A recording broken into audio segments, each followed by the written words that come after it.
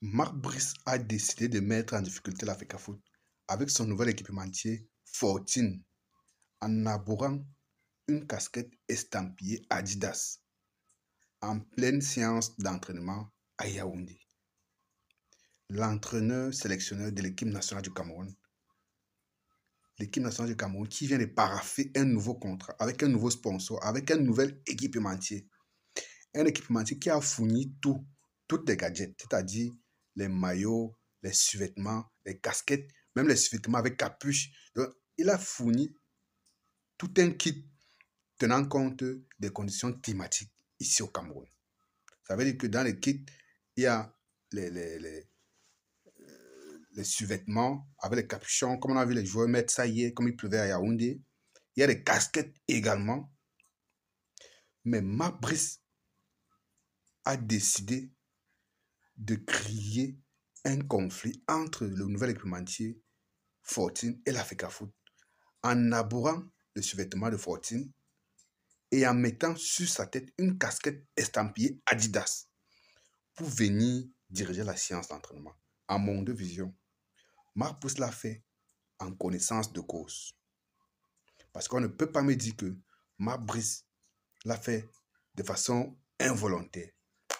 Connaissant le personnage, ça ne passe pas pour moi. Il l'a fait volontairement. Donc, de par son titre, de par sa qualité, c'est inadmissible. C'est une faute grave qui peut amener la FECAFOOT à payer de gros dommages et intérêts à l'entreprise Fortune si l'entreprise Fortune décide de poursuivre la FECAFOOT devant la justice. Et elle aura raison, elle aura les preuves. C'était un monde de vision, c'était une séance d'entraînement ouverte à la presse. Donc il y a les images, vidéos, il y a les photos qui montrent Marc Brice en train de diriger la séance d'entraînement avec le équipementier Fortune et en haut, la casquette Adidas, un concurrent direct de Fortune. Vous comprenez un peu à quel niveau de malhonnêteté, de méchanceté Marc Brice est arrivé. Donc, il veut faire payer à la FECAFOOT beaucoup d'argent à son sponsor, à son équipementier. Parce que, voyez-vous, la personne qui sera sanctionnée, ce n'est pas Marc Brice, c'est la FECAFOOT qui va en payer le prix. Et je suis sûr que Fortune ne va pas laisser ça passer. Si Fortune, c'est une entreprise sérieuse, elle va au moins mettre en garde ou au moins faire un rappel à l'ordre à la FECAFOOT. Parce que ce soit une personne lambda qui fasse ça, on peut comprendre. Parce que j'ai vu un peu sur certaines pages des pseudo-blogueurs ou des journalistes là, dit que c'est seulement une casquette, que c'est un faux problème, c'est un faux débat. D'autres sont allés jusqu'à dire que non, à l'époque, Robertson portait One Sport et il avait une casquette avec ses citations, puisqu'il avait, vous savez, Robertson, il aimait beaucoup les citations, donc apparemment, il avait un peu imprimé certaines casquettes avec certaines de ses citations dessus. Mais ce n'est même pas la même chose, c'est pas pareil. On parle là d'Adidas et de Fortune, deux équipementiers mondialement connus qui sont des concurrents. Je ne sais pas si on se comprend. Donc, les gens viennent faire des comparaisons qui ne tiennent pas pour vouloir justifier l'injustifiable. Ce n'est pas acceptable. C'est une grosse faute professionnelle de Marc Brice d'abord. Donc, ce qui est sur l'équipementier, si elle est sur une entreprise sérieuse, elle va faire au minimum un rappel à l'ordre à la FECAFOOT. Et je suis sûr qu'elle pourra aller au-delà de ça.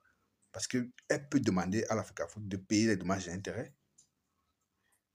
Je suis sûr, si c'est une entreprise sérieuse, elle va au moins faire rappel à l'ordre à la FECAFOOT, afin que la FECAFOOT rappelle à l'ordre également son entraîneur. Et il faudrait que la FECAFOOT mette ça sous le dos de Marc Brice, donc une nouvelle accusation, avec preuve à l'appui, parce que ce que Marc Brice a fait hier rend complètement impossible le maintien de la relation entre lui et la FECAFOOT. Il acte là clairement le fait que il est en pleine campagne de sabotage de la FECAFOOT avec le nouvel équipementier. Donc, il veut saboter le nouvel équipementier en s'attaquant à la FECAFOOT de cette façon-là. Ce n'est pas admissible, ce n'est pas acceptable, ça.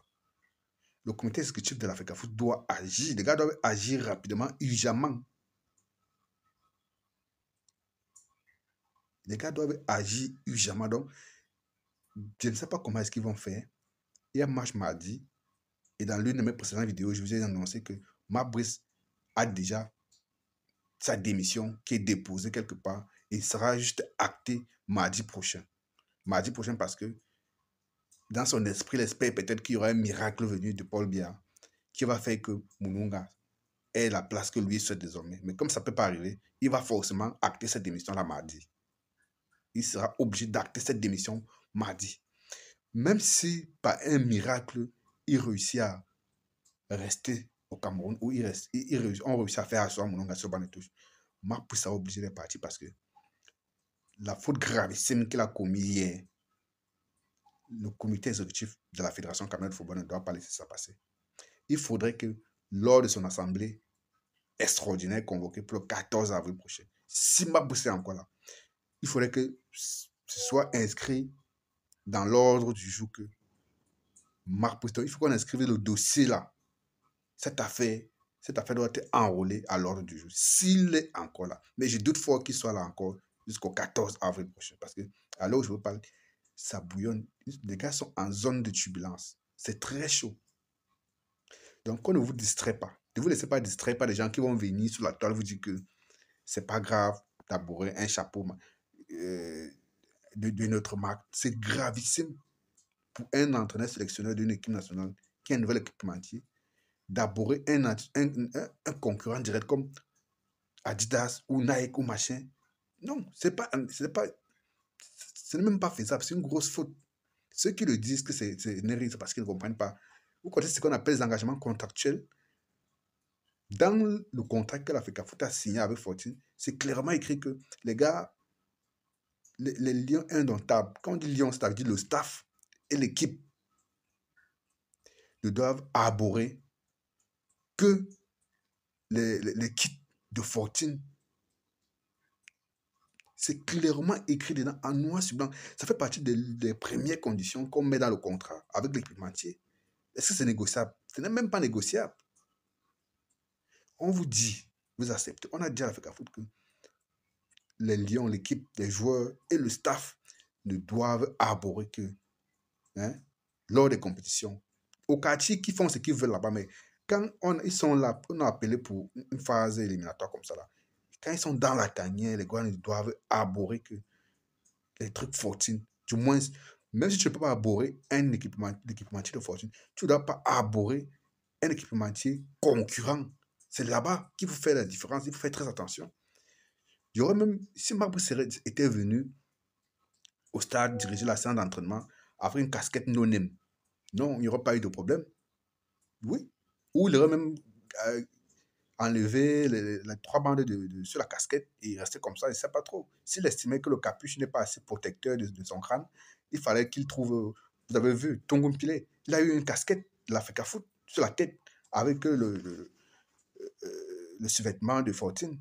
C'est un monsieur intelligent, il sait de quoi est-ce qu'il s'agit. Pas un gars idiot comme Marc qui pense qu'il peut arborer une casquette de Adidas avec le reste de Fortune, le nouvel équipementier. Non. C'est fait sciemment, c'est attentatoire, c'est provocateur. Et après, sera le premier à venir dire que on l'empêche de travailler, que laissez-moi travailler, laissez-moi travailler. Pourtant, il est le premier à donner le coup de poing. Il s'attend à ce qu'il va donner le coup de poing, que les gars ne ripostent pas. Mais il croit qu'il est où là? Il pense qu'il est où? Non.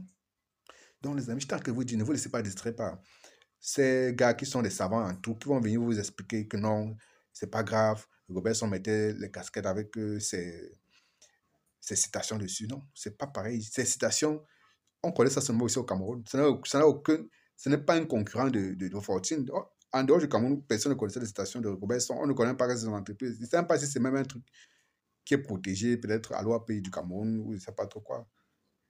Donc, ce n'est même pas comparable. Ces gens-là qui vont venir vous justifier des conneries. C'est gravissime, c'est un acte gravissime. C'est le non-respect des obligations contractuelles. L'une des obligations contractuelles les plus importantes dans le contrat entre la Fédération camerounaise de football et Fortune. Quand les Lions sont dans la tanière, les Lions et le staff ont l'obligation d'aborder uniquement l'équipe Fortune. À défaut, ils peuvent porter ce qu'ils veulent, mais à condition que ce ne soit pas un concurrent de Fortune. On peut encore comprendre ça. Vous voyez de quoi est-ce que je parle? Donc, c'est très dangereux ce que Mabris a fait. Et le problème, c'est qu'il a fait sciemment. Et c'est parce qu'il sait qu'il est déjà en train de partir qu'il fait ça. Donc, il veut mettre le feu à la maison avant de partir.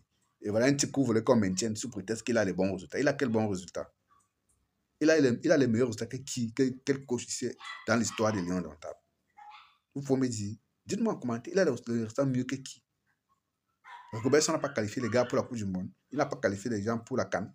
Pour ne prendre que Robertson. Avant Robertson, les gens n'avaient pas qualifié le Cameroun pour les compétitions ou quoi que ce soit. Mais sans jamais être autant bête et idiot que Fabrice. Alors, il faudrait qu'on dégage cette boucane belge.